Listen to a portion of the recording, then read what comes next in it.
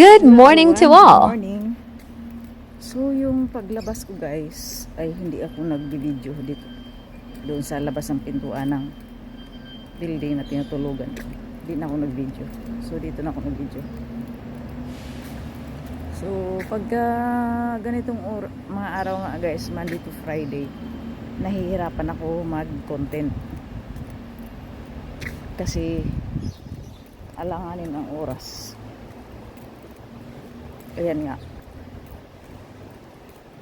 5:59 na kaagad.